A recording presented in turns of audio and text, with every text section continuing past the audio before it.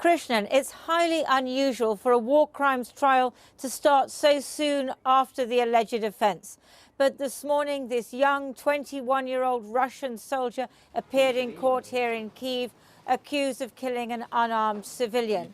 Now, some people will raise eyebrows about this. They'll say it's a rush to bring someone to justice who is obviously just a foot soldier. What about the people who gave the orders? What about the colonels, the generals, and the politicians? But I think one reason it's happening so soon is because the evidence is here. The evidence is so fresh because after the Russians withdrew from the area north of Kyiv and around Sumy, then all the evidence was there for the Ukrainian prosecutors and others to find.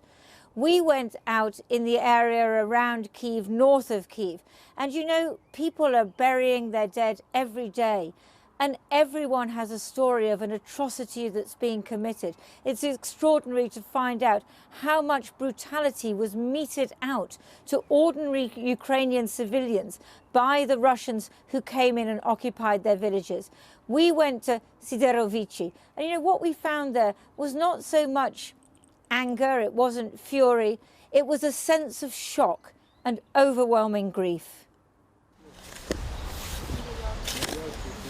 What can you say to a mother watching the burial of her son?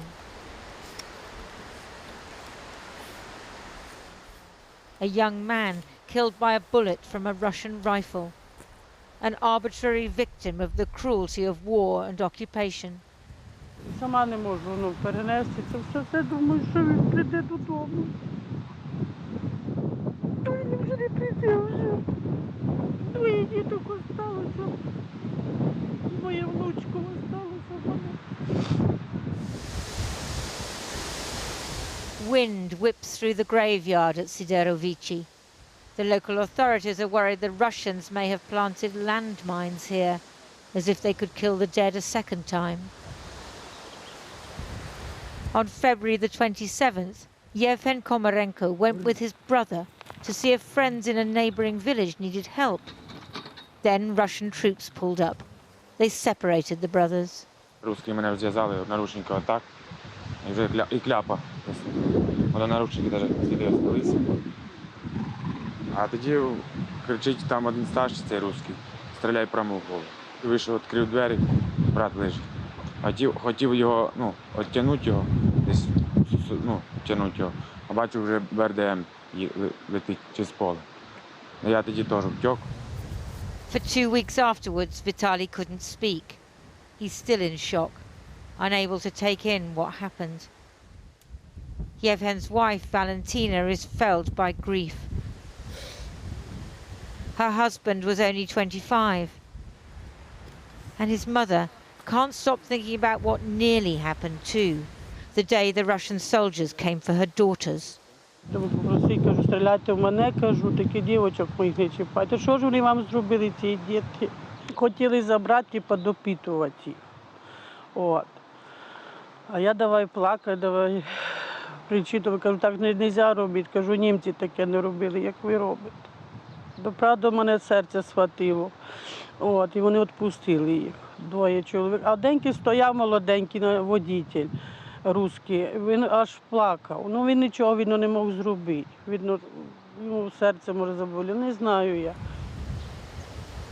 Sydorovychi is one of scores of normally sleepy agricultural villages between the Russian border and Kyiv, which the Russians occupied before the Ukrainian army drove them out at the end of March.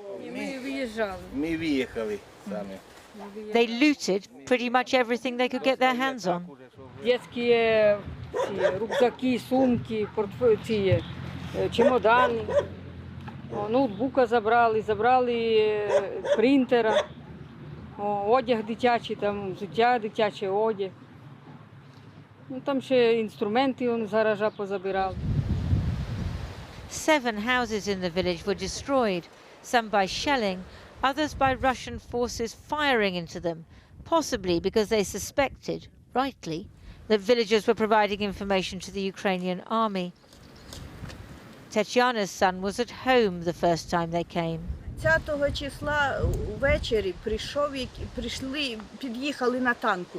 І до нього зайшов солдат, такий похожий на чеченця, він казав. Він йому погрожував, хотів підстрелити. Він його б підстрелив, коли б його не погукали. Його хтось погукнув, і він відійшов, і це спасло мого сина. А вранці вони евакуювалися з дітками. The following day, the soldiers returned in an armoured vehicle, and she heard them shooting at the house which caught fire.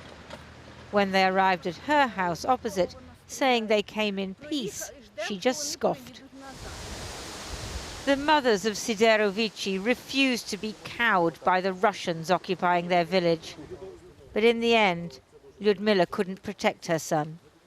What would you say to the mothers of the Russian soldiers who killed him? Вони теж мати, вони теж є їх сини.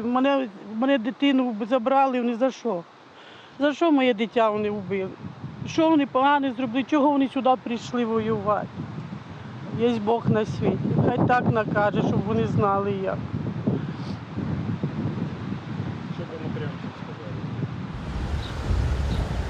The villagers are already repairing their houses, making them good as new. The damage Russian tanks did to the roads on the way to Kyiv is being mended. But anger, grief, and a thirst for justice will remain long after the physical reminders of war have gone. Lindsay Hilson reporting. Well, earlier I spoke to the Prosecutor General of Ukraine, Irina Venediktova, who is overseeing this first war crimes case involving the Russian soldier that began today.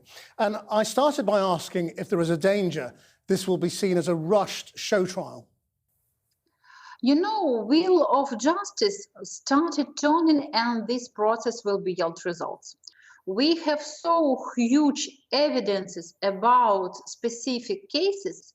For today, we have 41 suspects. It means that 41 persons were ready to start to prosecute.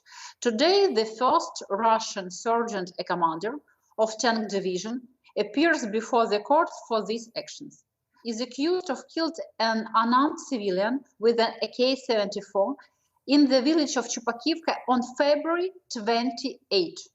If, as German soldiers argued after the Second World War, he says, I was following orders, what does that mean for the prosecution?